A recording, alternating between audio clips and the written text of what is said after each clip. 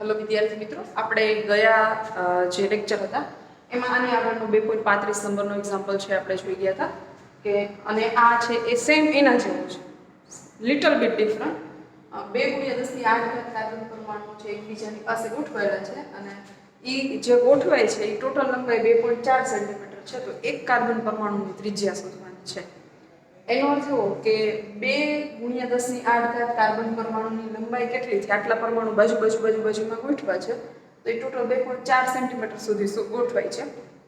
તો એક કાર્બન પરમાણુ કેવડો હશે એને શોધવાનું છે. તો સિમ્પલ ત્રિરાશી છે, કિંમતો મૂકીએ. 2.4 સેન્ટીમીટર ગુણ્યા એક કાર્બન પરમાણુ ભાગ્યા 2 × 10⁸ કાર્બન પરમાણુ છે કેન્સલ થઈ જશે. આપણને જે લંબાઈ મળશે એ લંબાઈ છે આપણી સેન્ટીમીટરમાં મળશે. તો આ 2.4 નો અડધા એટલે કે 1.2 × 10⁻8 સેન્ટીમીટર. આ એક કાર્બન પરમાણુ છે, આખો કાર્બન પરમાણુ છે એ મળ્યો એટલે વ્યાસ મળ્યો છે. આપણને પૂછી છે ત્રિજ્યા. તો આપણને ખ્યાલ છે કે ત્રિજ્યા બરાબર વ્યાસ ભાગ્યા 2 એટલે કે 1.2 × 10⁻8 સેન્ટીમીટર ભાગ્યા 2 એટલે કેટલા થશે? તો કે 12 ભાગ્યા 2 એટલે 0.6 × 10⁻8 સેન્ટીમીટર. આ આપણો જવાબ થશે. ત્રિજ્યા આ એક કાર્બન પરમાણુની ત્રિજ્યા આવડી હશે. ઓકે, હવે પછી આપણે એના પછી આગળ જોઈએ. ત્યાર પછીનું એક્ઝામ્પલ આપણે જોઈએ 2.37. ઝીંક પરમાણુનો વ્યાસ આપ્યો છે 2.6 એંગસ્ટ્રોમ. બે વસ્તુ ફાઇન્ડ આઉટ કરવાની છે. એક છે ઝીંક પરમાણુની ત્રિજ્યા, એ પાઇકોમીટરમાં તમને આપ્યો છે વ્યાસ એંગસ્ટ્રોમમાં, તમારે એને પાઇકોમીટરમાં શોધવાનું છે. બીજું છે જો ઇલેક્ટ્રોન છે એક બાજુમાં ગોઠવાય તો 1.6 સેન્ટીમીટર સુધીમાં કેટલા પરમાણુ ગોઠવાય છે. મીન્સ આટલી 1.6 સેન્ટીમીટર કેટલી નાની લંબાઈ થશે, એની અંદર બાજુમાં આવા ઝીંક પરમાણુ શોધીએ તો ગોઠવીએ તો કેટલા ગોઠવાઈ શકે. તો સૌથી પહેલા તો આપણને એક ઝીંક પરમાણુ કેવડો છે એ અહીંયા તમને સેન્ટીમીટરમાં આપ્યા છે તો કાં સેન્ટીમીટરમાં કાં તો તમને મીટરમાં ખબર હોવી જોઈએ. બે એકમ સરખા થવા જોઈએ. તો વ્યાસ બરાબર 2.6 એંગસ્ટ્રોમ. તો એને મીટરમાં કેમ ફેરવાય એ હવે આપણને આવડે છે. ગુણ્યા 10⁻10 મીટર. તો ત્રિજ્યા છે વ્યાસનો હાફ અડધો હોય તો 2.6 ભાગ્યા 2 એટલે 2 × 24 એટલે 1.3 ગુણ્યા 10⁻10 મીટર. ત્રિજ્યા તમને અહીંયા પાઇકોમીટરમાં શોધવાની કીધી છે એટલે 1.3 ગુણ્યા 10⁻2 પાઇકોમીટર. આ આપણને ખ્યાલ છે. ઓકે, આ પહેલો જવાબ છે આપણો. હવે બીજો જવાબ છે કે ભાઈ 1.6 સેન્ટીમીટર એના મીટર કરવા હોય તો કેટલા થશે? તો કે ભાઈ 1.6 ગુણ્યા 10⁻2 મીટર. આ એના મીટર થઈ ગયા. તો હવે આટલી લંબાઈમાં કેટલા પરમાણુ છે ગોઠવાયેલા હશે? તો આપણને ખ્યાલ છે કે એક પરમાણુ કેવડો છે? 2.6 ગુણ્યા 10⁻10 મીટરમાં એક પરમાણુ ગોઠવાઈ શકે છે. તો 1.6 ગુણ્યા 10⁻2 મીટરમાં કેટલા પરમાણુ ગોઠવાશે? તો એક પરમાણુ ગુણ્યા 1.6 ગુણ્યા 10⁻2 મીટર ભાગ્યા 2.6 ગુણ્યા 10⁻10 મીટર. મીટર કેન્સલ થઈ જશે એટલે પરમાણુની સંખ્યા મળશે. એટલે કે 1.6 ગુણ્યા 10⁻2 ભાગ્યા 2.6 ગુણ્યા 10⁻10 પરમાણુ એટલે થશે 0.6154 ગુણ્યા આ 10 છે એ ઉપર જતા રહીએ એટલે કેટલા થશે? તો +10 એમાંથી -2 જશે એટલે 8 પરમાણુ ગોઠવાશે. જો એક આંકડા પછી પોઈન્ટ લખો તમે તો શું થશે કે 6.154 જમણી બાજુ પૈસા છો એટલે 1 ઓછી થઈ જશે, પરમાણુ ગોઠવાશે. ઓકે, આ આપણો ત્યાર પછીનો એક્ઝામ્પલ છે. હવે આગળ જોઈએ વિદ્યાર્થી મિત્રો. ત્યાર પછીનો એક્ઝામ્પલ બહુ સિમ્પલ છે કે એક કણ છે 2.5 ગુણ્યા 10⁻16 કુલમ્બ સ્થિર વિદ્યુતીય ભાર ધરાવે છે. તો એમાં કેટલા ઇલેક્ટ્રોન હશે? મીન્સ આપણને એવું કીધું છે કે ભાર આપી દીધો છે પણ એ કેટલા ઇલેક્ટ્રોનનો ટોટલ ભાર છે આપણે શોધવાનો છે. આપણને ખબર છે કે એક ઇલેક્ટ્રોનનો ભાર કેટલો છે.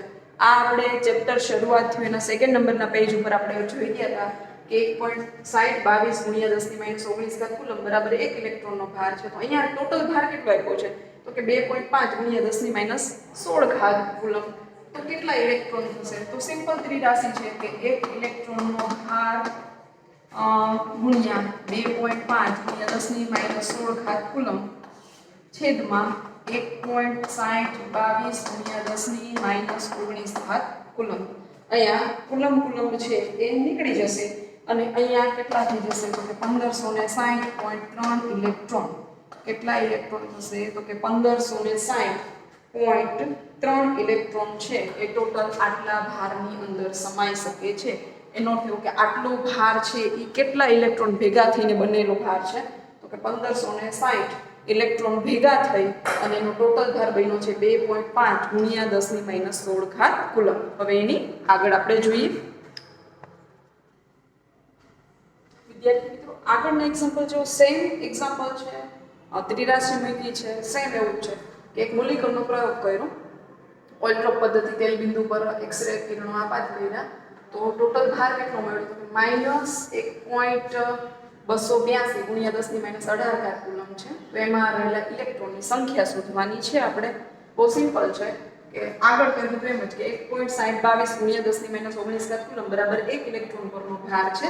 તો આપણી પાસે કેટલો ભાર છે તો કે -1.282 ગુણ્યા 10 - 18 કુલમ બરાબર ઇલેક્ટ્રોનનો ભાર કેટલો થશે.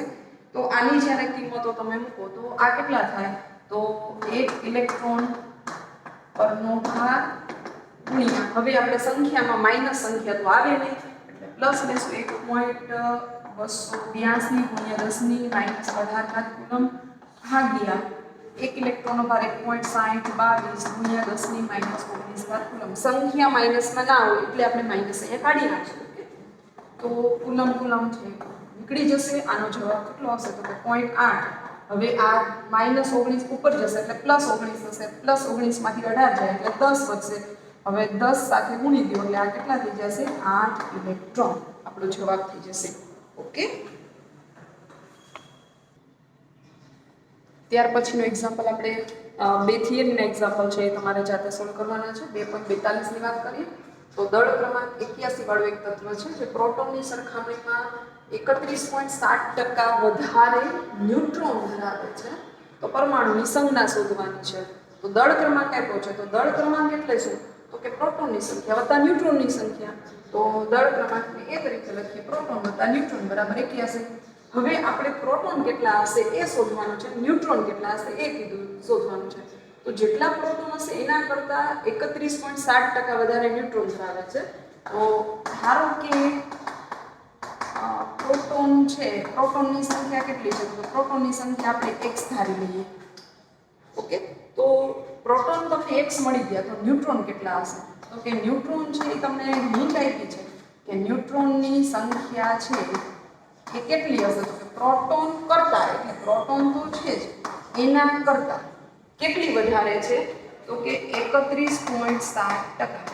આનો અર્થ એવો થાય કે 31.7 ભાગ્યા 100 એટલે કે x વત્તા અહીંયા કેટલા થશે 0.317.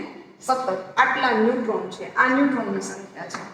હવે તો તમને બધાને આવડે છે પ્રોટોનની સંખ્યા x છે, ન્યુટ્રોનની સંખ્યા x વત્તા 0.317 છે અને હવે એનો જસ્ટ સરવાળો કરવાનો છે.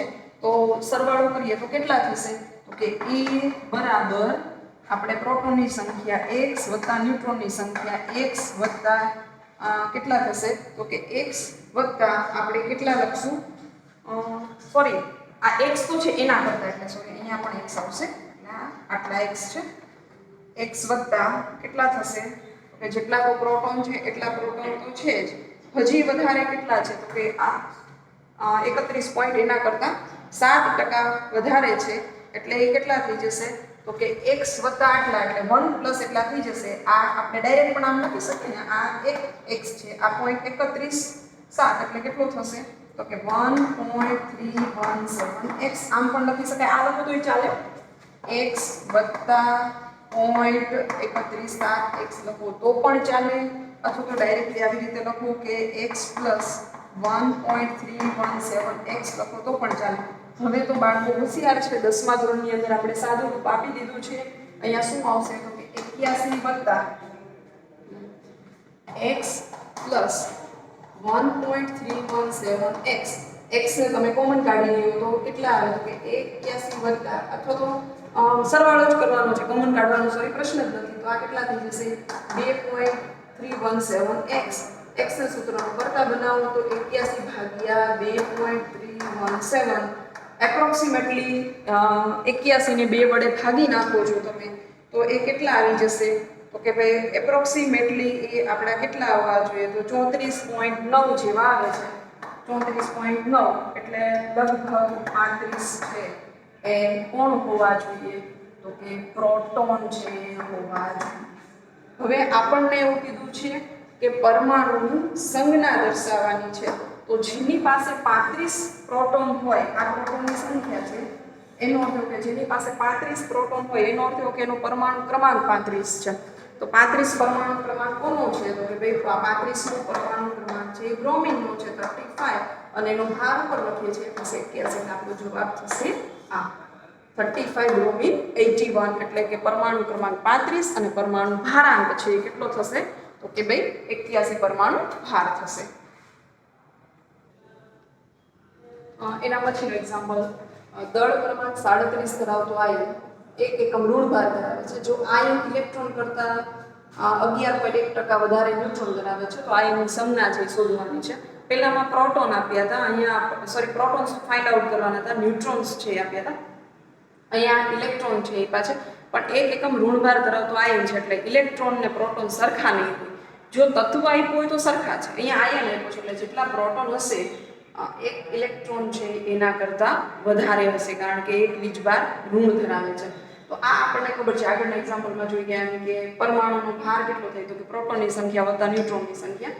ધારો કે ઇલેક્ટ્રોન x છે તો ન્યુટ્રોન એના કરતાં કેટલા વધારે છે? તો કે ભાઈ 11.1% જેટલા વધારે છે. એટલે આપણે લખીએ તો x એટલે કે જેટલા ઇલેક્ટ્રોન છે એટલા તો હશે જ વત્તા 11.1%. ટકાને આપણે ડિવાઈડ બાય 100 કરી દઈએ તો આમ લખી શકાય x. તો આને મેં સાદું રૂપ આપી દીધું છે. હવે પ્રોટોન કેટલા હશે? તો કે ઇલેક્ટ્રોન છે x છે તો પ્રોટોનની સંખ્યા કેટલી હશે? તો પ્રોટોન છે જેટલા ઇલેક્ટ્રોન હશે એમાંથી એક ઓછા હશે કારણ કે આપણને એમ કીધું છે કે 1 એકમ ઋણભાર ધરાવે છે એટલે જેટલા પ્રોટોન હશે એના કરતાં એક સંખ્યા ઓછી એટલા ન્યુટ્રોન છે. હવે તમારે આ સૂત્ર એપ્લાય કરવાનું છે, a બરાબર પ્રોટોન વત્તા ન્યુટ્રોન. તો a કેટલો આપ્યો છે? પરમાણુ ભાર આપ્યો છે 37, પ્રોટોન છે x - 1 અને ન્યુટ્રોન કેટલા છે? તો કે 1.11x જેટલા છે. તો હવે આ બેનો સરવાળો થશે એટલે શું થશે? તો કે સિમ્પલ આપણે અહીંયા બાજુમાં લખીએ તો 37 બરાબર આ કેટલા થશે? -1 આ બાજુ લઈ આવું તો ડાયરેક્ટ આપણે એને +1 કરી શકીએ. 37 વત્તા 1 અને આની સાથે સરવાળો કરી દઈએ તો કેટલા થશે? 2.111x. 37 વત્તા 1 એટલે 38 બરાબર 2.111x. x ના સૂત્રનો કરતા બનાવો તો 38 ભાગ્યા 2.111 then we got x. x કેટલો મળશે? તો કે x મળે છે 18.0. આટલા x મળે છે. તો આ x બરાબર શું મળ્યું? તો કે ઇલેક્ટ્રોનની સંખ્યા મળી એટલે આટલા ઇલેક્ટ્રોન છે. તો પ્રોટોન કેટલા હશે? કારણ કે સંજ્ઞા દર્શાવવાની છે એટલે આપણે પ્રોટોનની રિક્વાયરમેન્ટ છે. તો પ્રોટોન કેટલા છે? પ્રોટોન x - 1 એટલે 18 માંથી 1 બાદ એટલે 17. 17 નંબર કોનો આવશે? તો કે ક્લોરીનનો છે. તો 17 નંબરનો ક્લોરીન છે. ઓકે. અને અહીંયા કેટલા છે? દળ ક્રમાંક 37 છે. 1 એકમ ઋણ વીજભાર છે એટલે માઈનસ કરવાનું ભૂલાય નહીં બીકોઝ ઓફ આયનની સંજ્ઞા શોધવાની કીધું છે. આ આપણો જવાબ થશે. ઓકે.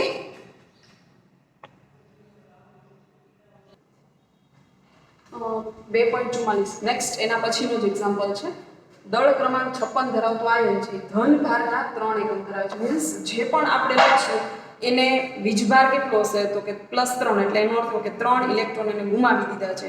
આગળનામાં આપણે 1 ઇલેક્ટ્રોન મેળવ્યો હતો એટલે ઋણ વીજભાર 1 એકમ લખતા હતા. અહીંયા 3 એકમ ધન ભાર ધરાવે છે એટલે 3 ઇલેક્ટ્રોન એને ગુમાવી દીધેલા છે. ઓકે.